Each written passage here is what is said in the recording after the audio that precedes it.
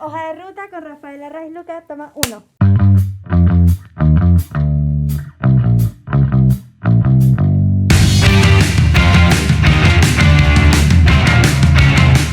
Rafael, bienvenido y encantado que hayas aceptado la invitación para esta nueva entrega de esto que llamamos Hoja de Ruta. Con mucho gusto, Jorge. Como sabes, ya hemos conversado, esto es un encuentro absolutamente, si se quiere, hasta informal, con algunos guiones, pero tenemos agenda libre. Con la diferencia de que nos están viendo algunas cuantas personas, ¿no? Efectivamente, hay algunas cosas que no podemos decir, pero algunas cosas que sí pudimos decir que no se puede decir en televisión en vivo. Así que te agradezco muchísimo tu tiempo para tener esta conversación. Haciendo un pequeño preámbulo, solemos dedicar la primera parte de estas conversaciones al tema institucional. Y bueno, aquí hemos tenido, como tú bien sabes, al cardenal, a la cabeza de fe de cámaras, digamos, a instituciones, pero también a algunas personalidades que están o ligadas al mundo de la política, o ligadas al mundo económico o empresarial específicamente, y también con el mundo de las organizaciones no gubernamentales recientemente. Sería mucho interés en que conversáramos contigo, no solamente por el tema de ser un conocedor de la historia, sino por eso que llaman, quizás con alguna, no sé, sobredimensión, la intelectualidad. Okay. Porque al fin y al cabo, siempre hay alguna personalidad intelectual que ha estado en la historia ligada al poder, siempre, generalmente. Claro, por supuesto. A las ideologías. Sí. A veces hay políticos que son en sí mismos ideólogos e intelectuales, pero también los hombres o las mujeres del poder generalmente son del poder y tienen figuras que a lo mejor influyen en ellas. Así es. ¿Podría decirse que eso que llamamos el mundo intelectual es también una institución? ¿Cómo se interrelaciona la intelectualidad venezolana con la política y el poder en los últimos, no sé, en las décadas, en la historia, tal vez en nuestra colonia? Bueno, el primer gran intelectual vinculado con el tema político es Juan Germán Rocio, que es el redactor del Acta de la Independencia, que es el redactor de la primera constitución que tiene Venezuela, que es una constitución federal. El proyecto republicano de Rocio es federal, a diferencia del de Bolívar, que es centralista. Ahí viene una de las grandes dicotomías de nuestra historia que todavía está viva. Rocio es un hombre muy bien formado, es abogado de la Universidad de Caracas, que después va a llamarse Universidad Central de Venezuela, y además escribe el libro más importante de todo ese periodo, que es El triunfo de la libertad sobre el despotismo.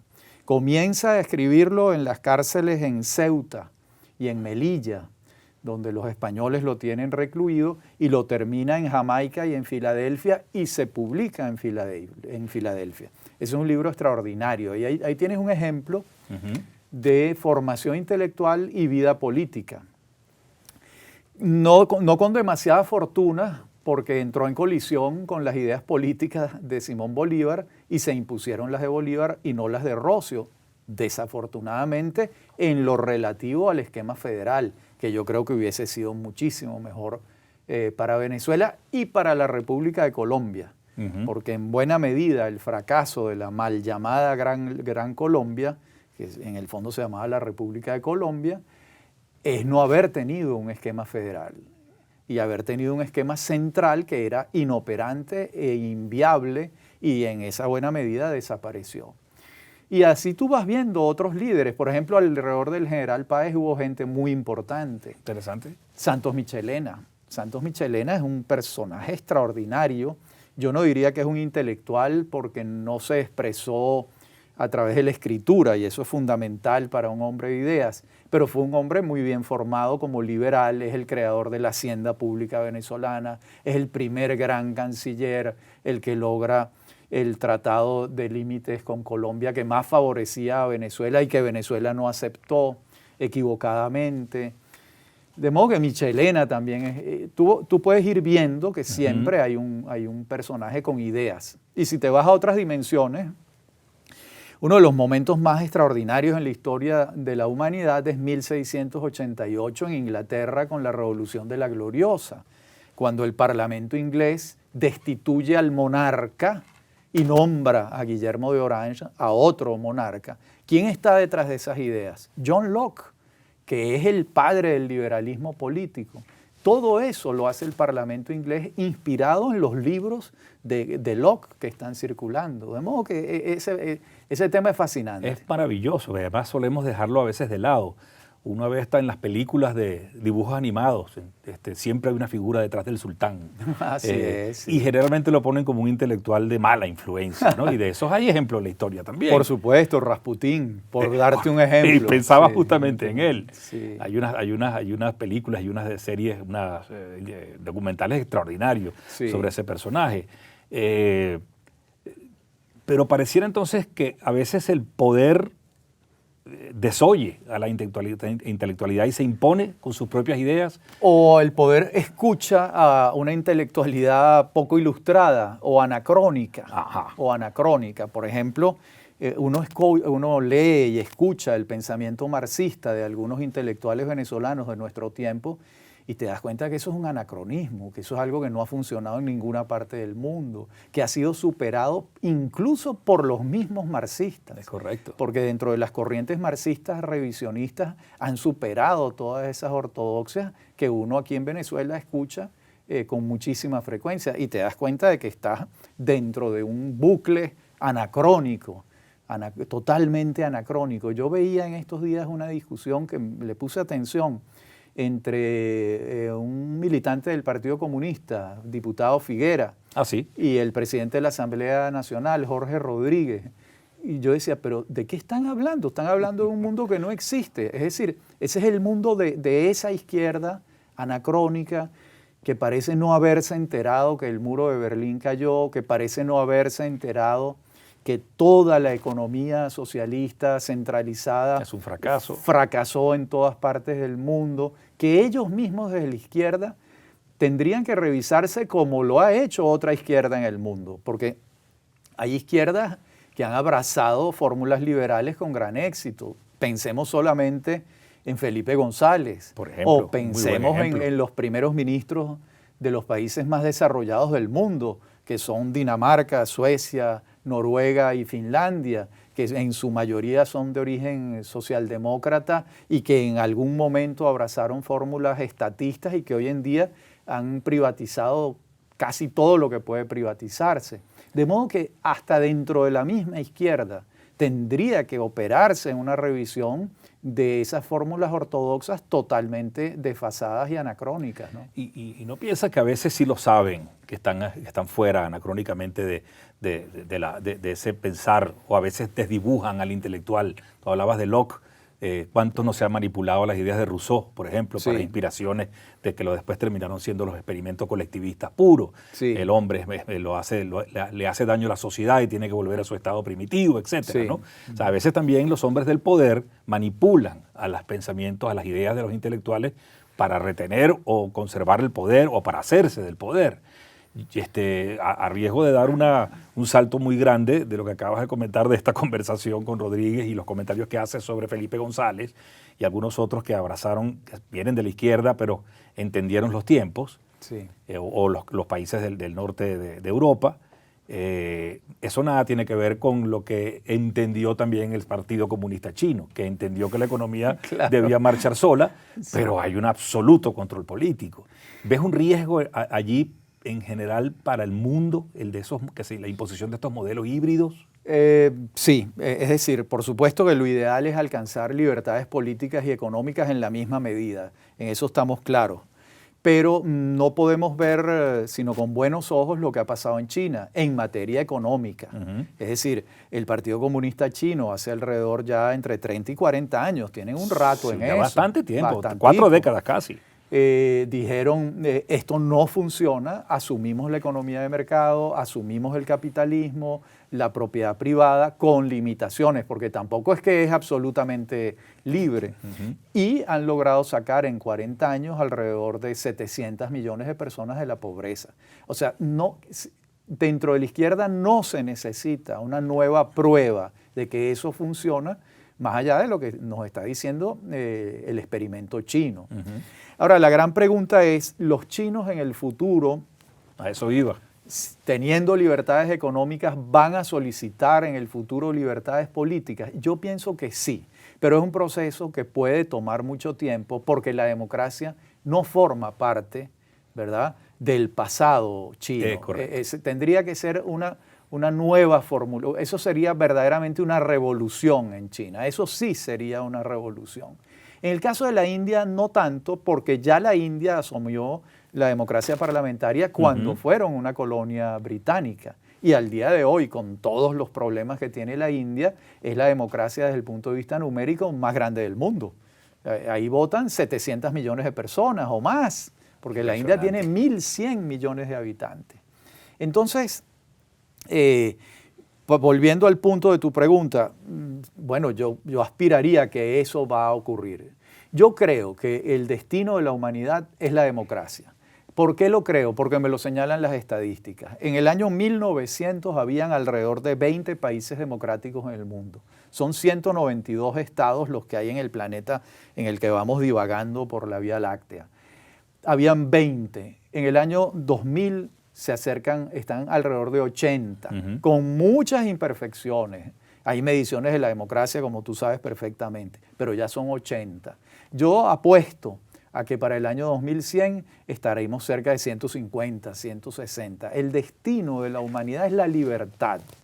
Es la libertad, la ley, los gobiernos con respeto a los derechos humanos, respeto a las diferencias, la convivencia pacífica entre gente que piensa distinto. Ese es el destino de la humanidad. Además, yo en eso soy quijotesco. Eso lo dijo Cervantes en El Quijote. El Quijote le dice a Sancho, Sancho, el bien más preciado del hombre es la libertad. Sí, sí. Así lo creo. Sí, sí, amén, que tus palabras sean ciertas.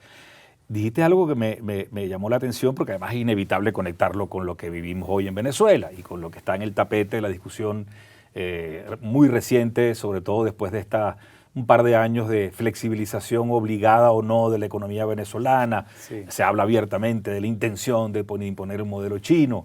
Recientemente vimos una actuación de Fede Cámaras que ha dado mucho que hablar, ha movido la carreta de la política que lucía atascada.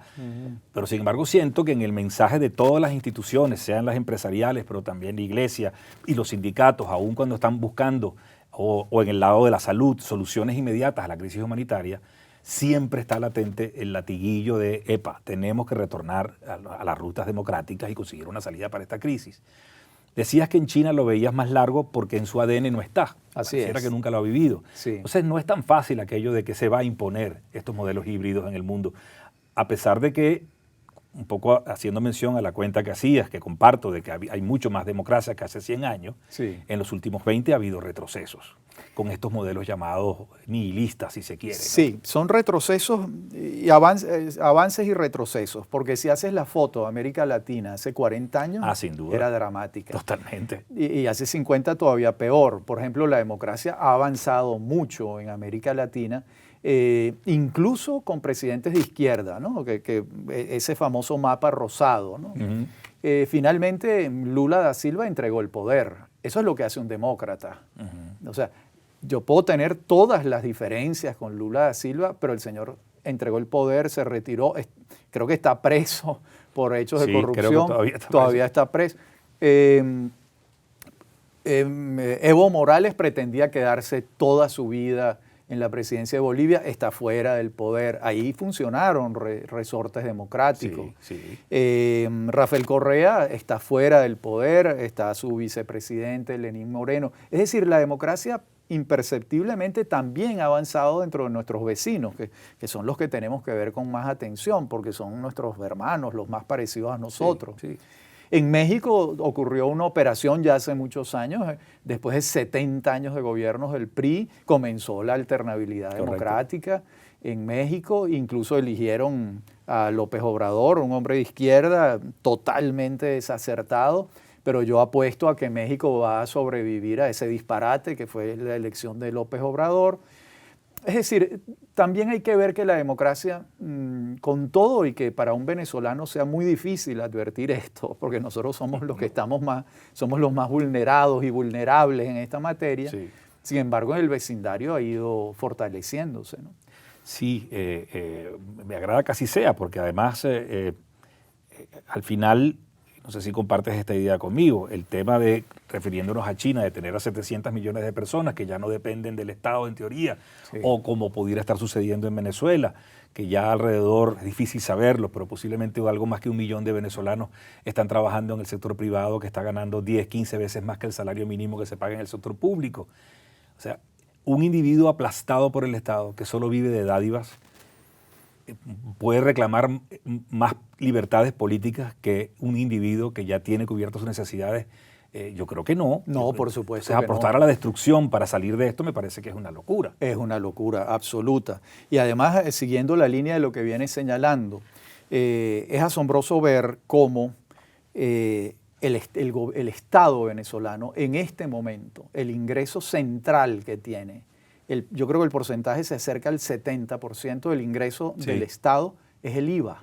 Es impresionante. Y el IVA es una consecuencia de la actividad comercial de la empresa privada venezolana. No es otra cosa. Es correcto. O sea que si extremamos el argumento, el Estado venezolano en este momento está viviendo de la actividad privada, comercial e industrial de los venezolanos. Y yo creo y que eso, a veces eso es un cambio de enorme trascendental. magnitud. Yo creo que a veces el día a día no nos permite ver las grandes macrotendencias que estamos viendo. Así es. Esto que acabas de decir, donde el Estado ya no es el poderoso. A mí no me gusta hablar de parásitos, ¿no? Yo creo que es un poco repetir y además el lenguaje. Es ofensivo. Es ofensivo. Yo creo que salir a repetir lo que se ha dicho tanto desde el poder político, y no me refiero solo al chavismo, también nuestros políticos tradicionales solían llamar parasitaria a la sociedad venezolana, cuando no se daban cuenta que ellos mismos la habían construido de la forma como estaba manejando el Estado. Y entonces ahora pareciera que el parásito es el Estado. Eso no es así. Nos aproximamos, aún sin verlo, sin querer verlo, a un estado de cosas mucho más razonables, donde los ciudadanos vamos a tener que darnos cuenta que no podemos vivir del Estado, sino soportar a nuestro Estado y pedir servicios de él. Eso es un cambio paradigmático para los venezolanos. Totalmente. Y además, por darte un ejemplo, las tesis de grado que se han hecho sobre Costa Rica, ¿por qué Costa Rica es un Estado tan desarrollado económica, política, socialmente? Y buena parte de la explicación es que nunca fue un país minero, jamás fue un país minero, y siempre el Estado vivió del pago de impuestos de sus habitantes. Y se creó una relación contractual entre el Estado con sus distintos gobiernos democráticos y los contribuyentes. Eso es lo más sano que puede ocurrir. Y yo creo que en Venezuela estamos transitando ese camino por una ruta inesperada. Estoy seguro que esto no era lo que pretendía el gobierno de Nicolás Maduro. Y estoy seguro que los liberales venezolanos o los amantes de las libertades jamás pensaron que se podía transitar esto por esta vía, pero la realidad es que eso es lo que está ocurriendo. Y es muy interesante de verlo. Te lo agradezco porque a veces, insisto, solemos perdernos solo con lo que pasó en la semana. Entonces decir, bueno, ya la sociedad está entregada porque hubo reuniones con el sector económico y eso no es así. Yo creo que ahí... No, todo lo contrario. Yo soy de los primeros que... Cuando yo vi esa imagen de Jorge Rodríguez y los diputados en las oficinas de Fedecámaras, porque no fue que Fedecámara fue a la Asamblea Nacional, no fue al Palacio Federal Legislativo, fue la Asamblea la que va a Fedecámaras. Yo tenía 22 años que no veía esto. Es correcto. Ahí hay un símbolo importante, de lado y lado, y yo lo celebro, porque los instrumentos de la democracia... El instrumento central de la democracia es el diálogo, el acuerdo, el entendimiento, la negociación. Todas palabras que se han hecho, palabras tabúes que tenemos que pasar la página con eso. Tenemos que pasar. A riesgo hay muchos riesgos con lo que estoy diciendo, lo sé, pero bueno. No, te iba a decir yo a riesgo porque voy a cambiar, no es que voy a cambiar el tema, sino que voy a volver de nuevo al pasado, porque creo que es importante volver al tema de la intelectualidad y la influencia en el poder y en la política. Y eso me va a traer después a lo que tú acabas de mencionar del diálogo y el acercamiento, porque siento que a veces hace falta, creo que hoy más que nunca, diálogo entre los actores y líderes políticos de la oposición. También. Que veo que no está sucediendo. Malas noticias. Saltemos de vuelta al 58, a ese experimento democrático que nos dio unos gloriosos 20, 30 años. Algunos dicen que 40. Yo creo que los últimos 10 fueron bastante truncados, pero en todo caso, sin entrar mucho en detalle, ¿qué intelectualidad rodeaba a ese momento? ¿Fue acatada o no esa intelectualidad? ¿Fue básica para establecer ese experimento democrático? ¿Quiénes rodeaban a Betancur y a esos? Yo creo que antes hay que señalar el papel de Larrazábal, que es muy poco señalado y me parece que es muy importante, y el papel de Edgar Sanabria. Ellos son los que hacen la transición a lo largo del año 58. Primero Larrazábal comete un error, y es que nombra el 24 de enero una junta militar. Y ahí sí la población venezolana, los ciudadanos protestaron. Dijeron, no, aquí no puede estar Roberto Casanova y Abel Romero Villate, que son perejimenistas. Larrazábal entiende el momento, los destituye y nombra a dos personas que son claves en este proceso. Nombra a Eugenio Mendoza Goiticoa y a Blas Lamberti. Y entonces la Junta se hace civil-militar y avanza la Junta en el diseño de un cronograma electoral fijado para diciembre de 1958. Ese fue un año estelar, porque además esto no fue coser y cantar. Larrazábal enfrentó 3 intentos de golpe de Estado, del general Castrolión, de Evaristo Ramírez, a veces se nos olvida, de Juan de Dios Moncada Vidal, es decir, varios intentos de golpe de Estado. Y sin embargo llevó el puerto, gana Betancur y se reinstaura la democracia liberal representativa. Bueno, en el caso de Betancur no requiere intelectuales que lo acompañen porque él mismo es un hombre muy bien formado siendo un autodidacta. O sea, Betancur es un bachiller, pero estudió, leyó, cualquiera puede formarse sin estudios universitarios y tener una formación de peso, es el caso de Betancur. Si quieren un ejemplo todavía mejor, es el caso de Jorge Luis Borges. Borges era bachiller, no estudió universidad. Increíble. Es el caso de Octavio Paz, que era bachiller. Es el caso de Juan Liscano en Venezuela, etc. Entonces, digamos que Betancur tenía un cuerpo de ideas, por supuesto, dialogada con sus compañeros, con Raúl Leoni, con Luis Beltrán Prieto, con Gonzalo Barrios, que era un hombre muy inteligente, y tenía un diálogo de hace ya muchos años con Rafael Caldera, que en ese momento es un personaje muy importante. También lo tenía con Jovito Villalba en URD, de modo que ahí lo que ocurre es que, esto es duro decirlo, pero los políticos de aquel tiempo eran a la vez intelectuales bien formados. Ese era un punto que quería tocar. Hoy en día no es así, salvo poquísimas excepciones, muy pocas excepciones. Una excepción es Henry Ramos Alup, que acaba de publicar un tratado sobre el liberalismo en el mundo, un libro asombroso de 700 páginas con una investigación extraordinaria, que tú ves que ahí hay un trabajo de un scholar, de un intelectual de peso. Pero eso es una excepción en el resto del panorama, ¿no? Tiene que ver, y no es con el ánimo de excusarlo, la realidad es como es, y punto. Uno trata de explicarla, no de excusarla. Claro. Hablas, yo te iba a hacer es odiosa, pero es una comparación que es inevitable hacer. Betancur era un joven cuando empezó a formarse. Hoy tenemos una juventud al frente, o parcialmente al frente de la alternativa democrática, de la lucha democrática. ¿Qué ha faltado? ¿Tiempo para formarse estos jóvenes que irrumpieron, a los actuales, irrumpieron a la política sin formación total? ¿Es algo más profundo que eso? Yo creo que es una disposición a la lectura, a entender la realidad desde una perspectiva más profunda. Creo que son disposiciones, es decir, comprender que la política, la faceta de la medición de encuestas, las relaciones personales, todo eso es importantísimo, pero hay que reservarle 1 o 2 horas al día a la lectura porque si no, no vas a entender lo que estás haciendo. Y eso era lo que estos señores, en medio de grandes dificultades, hacían, creo yo. En el caso de Betancur no tengo la menor duda. En el caso de Caldera tampoco. Sí. Caldera es un hombre bien formado, con unas lecturas hechas. Luis Herrera Campins, un hombre muy bien formado con las lecturas con Arístides Calvani, dime tú. No. O sea, podemos ir repasando gente con buena formación dedicada a la política, ¿no? Sentado allí donde estás tú con Ramón Guillermo Aveledo, me decía algo que me dejó marcado. Éramos la generación mejor formada, o fuimos la generación mejor formada hasta el momento en Venezuela, y ninguno pudo ser presidente, solo Hugo Chávez. Eso es una observación lapidaria, ¿no? Sí. Pero eso no es extraño, en la historia eso no es extraño. Al lado de los hermanos Monagas, por ejemplo, había gente muy bien formada, ¿no? Que nunca fueron poder. Bien, no, ahí estaba Tomás Lander, por citarte a alguien, muy bien formado. De modo que eso ha sido frecuente. Ese envión es una pregunta que siempre hago y aunque sea obvia, nunca hay que dejar de repasar las distintas observaciones o ángulos para abordar ese momento. Ese envión glorioso del 58 que hemos más o menos esbozado, ¿en qué momento a tu juicio comienza a hacer aguas?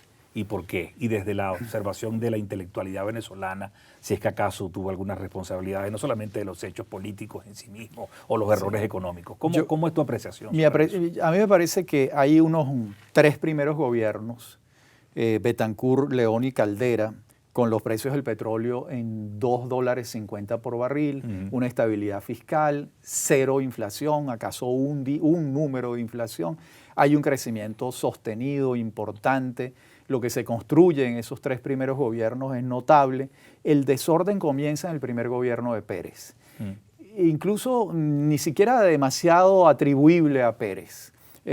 Pérez recibe un gobierno con unos ingresos petroleros que han pasado de $2.50 a 12, 14, 20 y ya en tiempos de Luis Herrera llega a $36. 36, correcto. Sí. Entonces Pérez incurre en el error de crear 400 empresas del Estado y comprar toda la participación privada en las empresas del Estado de Guayana, que el general Alfonso Rabar había diseñado como empresas mixtas, donde el capital mayoritario era privado y el minoritario era del Estado. Okay. Y eran empresas que funcionaban a las 1000 maravillas. Es correcto.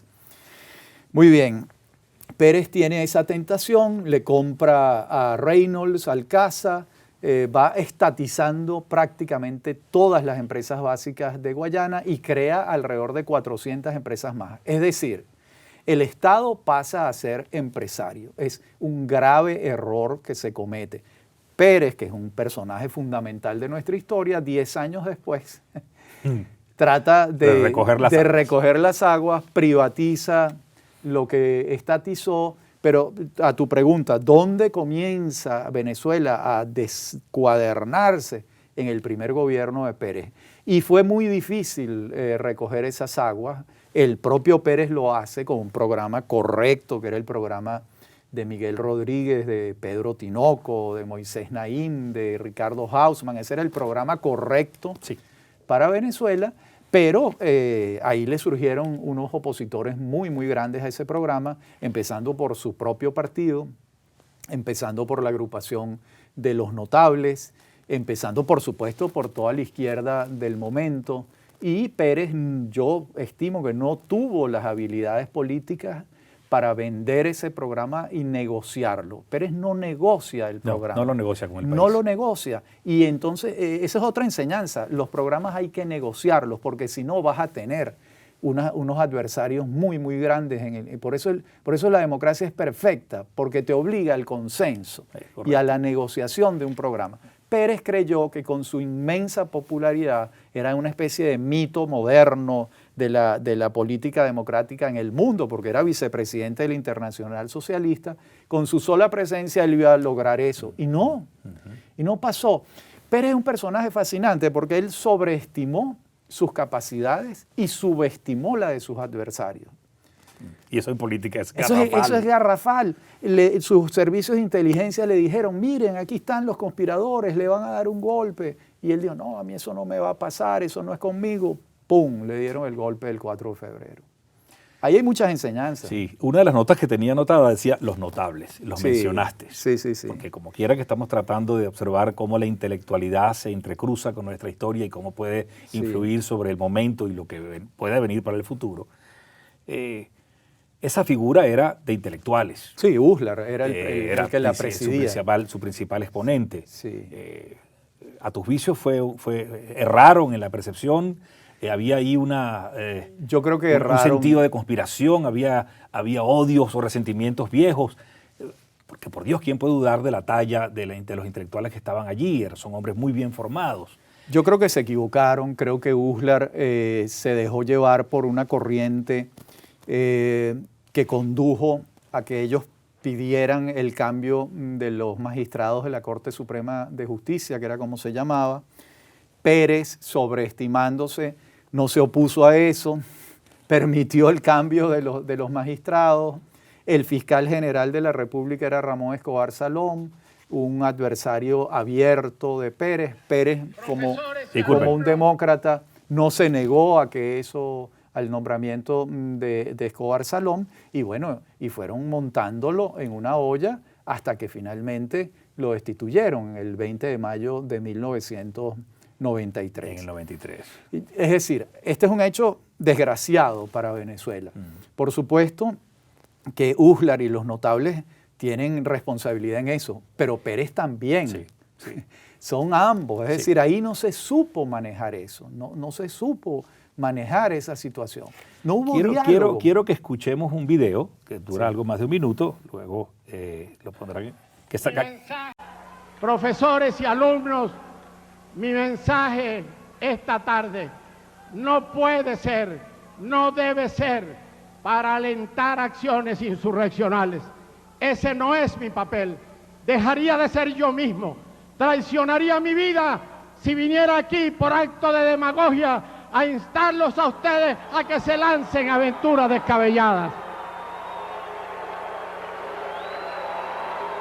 El mensaje que me corresponde traer, y los que tengan oídos que oigan, es que tenemos que buscar una salida democrática, presionarla, instar en ella, crear opinión, crear una situación tal que los cogollos políticos que están controlando la vida del país no tengan más remedio que aceptar las demandas urgentes e indispensables que el pueblo de Venezuela está planteando. Se está labrando su candidatura. Correcto. Eso es en lo que está, pues. Fíjate, esto sucede, estamos grabando esto un día después de que se celebran, se conmemoran, o mejor dicho, yo no sé ni cómo llamarlo, los lamentables hechos del 4 de febrero, hace 29 años, y este video volvió a ponerse en boga. Se decía que Caldera estaba muy cercano a ese grupo de notables del que acabamos de hablar. Evidentemente Caldera, 2 años después, es protagonista en el 93 de otro de los aldabonazos que nos ha dado la historia para cambiar, que fue la ruptura del bipartidismo. Sí. Gana la presidencia de la República. Lo demás historia ya la sabemos. Libera a Chávez y luego tenemos ese quinto. Bueno, yo creo que Rafael Caldera se opone al proyecto de Pérez desde su pensamiento demócrata cristiano. Okay. Es decir, Caldera no es un liberal. Eso hay que tenerlo claro. O sea, el pensamiento demócrata cristiano o social cristiano no es un pensamiento liberal. Tiene muchos rasgos estatistas, le atribuye una cantidad de tareas al Estado. Entonces, en esa hora neoliberal que está viviendo Venezuela, en el segundo gobierno de Pérez, Caldera no puede respaldar eso. Eso es decir... Sí, eso le sale de las entrañas. Eso va a contracorriente de lo que él toda su vida ha planteado, y además la corriente de la que él es un líder en América Latina. Entonces, en ese sentido, uno lo entiende. Ahora, Caldera sí es un demócrata, eso sí lo creo. Y ahí él dice, yo no puedo alentarlos a ustedes a tomar las armas y a buscar una salida por la vía de las armas porque yo soy un demócrata. Y fíjate que lo pitan. Sí, no lo están aplaudiendo. No, en el aula magna lo están pitando. Correcto. Porque la gente quería sangre y quería que al menos ese público de la Universidad Central en ese momento. Sin embargo, él acepta la pita y mantiene su posición, ¿no? De modo que, claro, Caldera es un personaje fascinante, tan interesante como Pérez.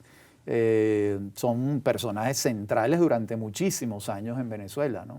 Tal vez hubiera sido bueno que ninguno de los dos hubiera sido segunda vez presidente. Esa es responsabilidad de la Constitución del año 1961. Un gravísimo error que cometió el constituyente allí.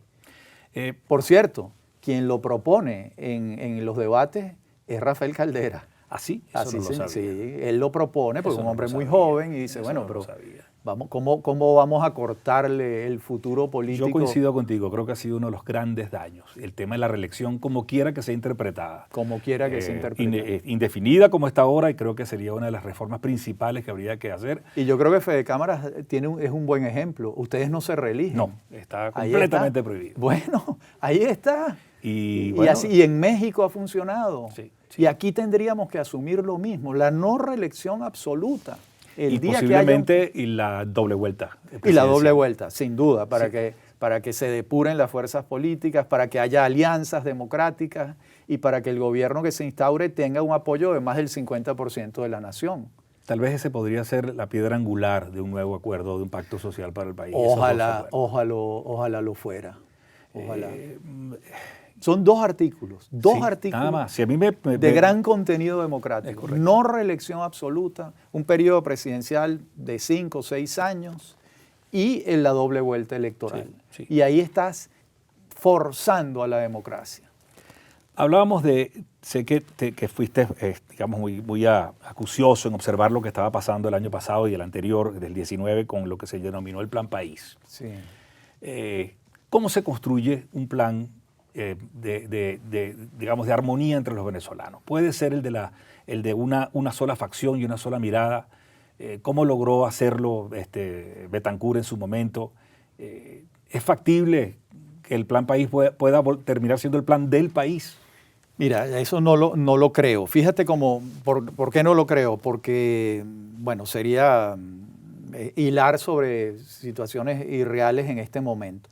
Vayamos a la historia. El primer plan de gobierno que aparece en Venezuela es el Plan de Febrero de 1936 de Eleazar López Contreras, que lo redacta Alberto Adriani, Arturo Uslar, los muchachos que están con López Contreras.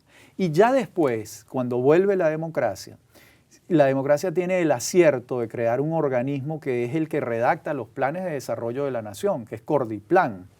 El que tiene esta idea es Enrique Tejera París. También respaldan esta idea grandes personajes de la época como Manuel Pérez Guerrero. Es decir, la idea de crear una oficina de la Presidencia de la República que establezca un plan de desarrollo, que establezca las prioridades de la nación, eso hay que retomarlo. Eso hay que retomarlo, sin la menor duda. Ese es un buen papel del Estado, ser más que orquestador de que las fuerzas privadas del país puedan desarrollarse dentro de un marco de estímulo por parte del Estado. Claro, pero al mismo tiempo, quien aspira al poder, en algún momento podemos tener una disputa que sea creíble, tiene un plan debajo del brazo y trata de vendérselo al país, pero siempre es una parcialidad. Al final, un programa de gobierno se hace solamente desde el poder, de resto no puede hacerse. Así es, y tiene mucho que ver con la personalidad del gobernante, ¿no? Correcto. Nosotros podemos hacer miles de planes, pero el gobernante tiene determinada personalidad y le va a imprimir a su gobierno esa personalidad. Ejemplos abundan, ¿no? Abundan. Por ejemplo, Betancur, que es un hombre histórico, tenía una personalidad pugnaz. Su gobierno fue pugnaz. Leoni, que tenía una personalidad conciliadora, dialogante, la propia de un abogado de derecho laboral, tuvo un gobierno conciliatorio, que se entendía con las distintas fuerzas, aunque enfrentó a la guerrilla con todos los hierros. Sí. Y la derrotó militarmente. O sea que no hay que confundir las facultades conciliatorias con la firmeza. Exactamente. A lo largo de la conversación hemos tocado 2 o 3 veces el tema al menos tangencialmente, ¿no? de los hombres fuertes, de los líderes, este tema de los notables, lo que sucede con la aparición de Hugo Chávez en nuestra historia. ¿Tú sientes que, y esto lo relaciono incluso hasta con la pandemia, que a lo mejor las sociedades reiteradamente vuelven a verse en la necesidad de entregar libertades a cambio de orden o libertades a cambio de seguridad? ¿No era acaso de eso un poco lo que pasaba en ese momento, cuando pitaron a Caldera? Querían el hombre de a caballo, que no importa que me quite algo de libertad, pero que traiga orden de nuevo al país. Sí, eso no es un riesgo permanente. Sí lo es, pero el chavismo no trajo orden, trajo un inmenso desorden. Así es. Entonces, eso se puede explicar en el caso de Gómez y la tesis de Vallenilla Lanz. Bueno, por cierto, Gómez se acompañó de extraordinarios intelectuales.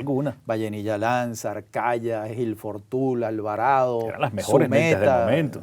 Gente preparadísima. De modo que en el caso de Gómez y de Pérez Jiménez, uno puede comprar esa hipótesis. Aquí sacrifiqué libertad, me dieron orden, me dieron estructura económica, me dieron seguridad. Bueno, Es una pérdida de la libertad que tiene otros beneficios. Pero lo que ha pasado en estos últimos años no es exactamente eso. Todo lo contrario. Es decir, Venezuela se ha empobrecido de manera dramática a lo largo de estos 21 años de ejercicio del poder. Ya estamos terminando. Tenemos dificultad en que se entiendan entre los líderes. Algunos ni siquiera se dirigen la palabra entre la gente que está alrededor de la posibilidad de construir una salida democrática. No hay tiempo, espero que lo haya en otro momento, de entrarle más a la nuez del momento que vivimos ahorita. En estos momentos no es el objetivo de este programa tampoco, sino de ver el país más en perspectiva. Pero quisiera, ya terminando, 3 preguntas con las que solemos ir hasta el final de este programa. ¿Qué momento, qué situación actual o reciente del país te hace seguir confiando en esta sociedad, que pueda salir de esto? Y lo digo porque solemos pensar que es que como ya en la historia hemos tenido momentos terribles y siempre hemos logrado resolver nuestros problemas, va a ser así de nuevo. Y no necesariamente es así, pueden pasar muchos años. ¿Qué te hace estar optimista, si es que lo estás, sobre que Venezuela puede cambiar?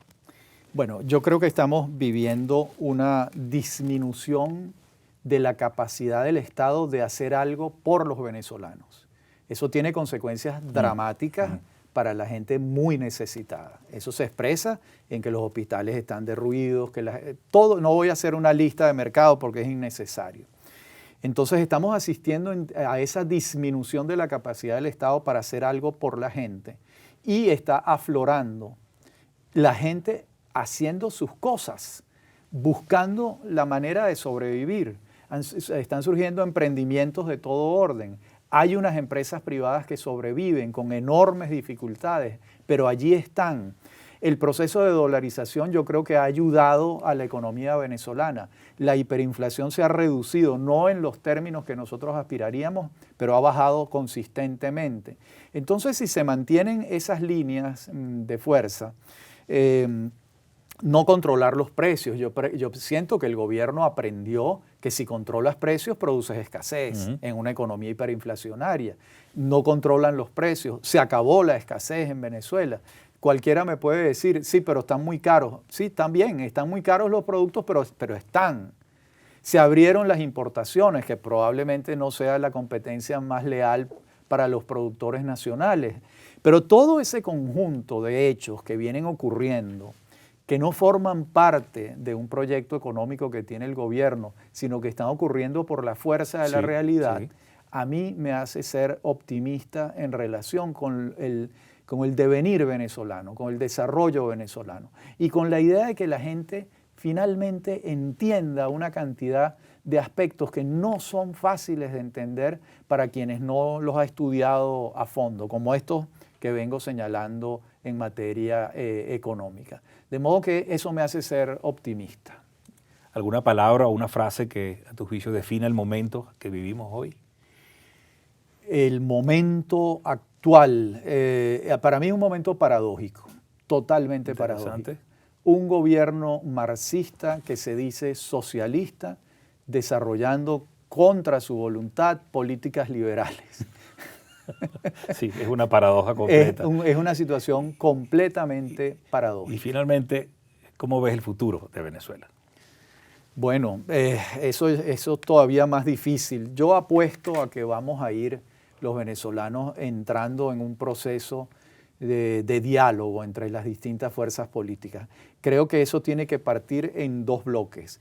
Creo que el diálogo tiene que darse dentro de las facciones que hay en el gobierno de Maduro, porque ahí hay muchas diferencias y tienen que hacerse, tiene que una tendencia consensuarse y negociarse con las otras tendencias. Yo prefiero que eso ocurra dentro del chavismo por consenso y no por el sistema de purgas estalinistas, que es lo que se ha venido viendo. Y dentro de la oposición creo que hay una necesidad imperiosa de diálogo entre los distintos factores de la oposición y fijar una mínima hoja de ruta entre todos, que supone sacrificios de muchos de ellos, pero eso tiene que hacerse. Y una vez esos 2 bloques, uno muy grande que es el de la oposición, muchísimo más grande que el del gobierno, pues tienen que empezar a ver vasos comunicantes entre ambos sectores. Eso es fundamental, más allá de lo que digan los radicales de un lado y de otro. Eso es fundamental, sobre la base de hechos precisos, como puede ser el COVID, la vacuna, la emergencia humanitaria, pero que empecemos a reconocernos, porque somos todos venezolanos. Todos venezolanos, y tenemos que buscar la manera de sentarnos y acentuar nuestras afinidades, nuestras coincidencias, por más pequeñas que sean, y dejar de lado las grandes diferencias que sin embargo tenemos, ¿no? Rafael, te agradezco muchísimo de nuevo tu tiempo, tus ideas, y a nombre personal y del equipo completo de Hoja de Ruta, muchas gracias. No, vale. Gracias a ti, Jorge. Un placer. Un gusto. Fue un verdadero placer esta conversación. Vale, muchas gracias. Saludos.